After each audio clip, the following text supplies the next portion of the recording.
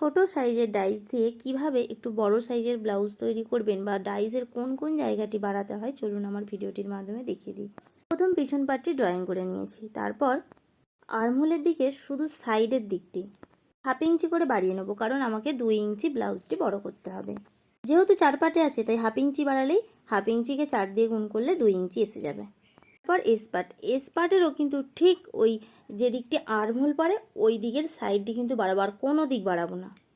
তারপর এল পার্টের যেদিকে 1/2 ইঞ্চি শেপ দেওয়া আছে ওদিকটা কিন্তু বাড়াবো না, পুরো যেদিক যা আছে সব ঠিকঠাক থাকবে, শুধুমাত্র সাইডটা বাড়িয়ে দেব।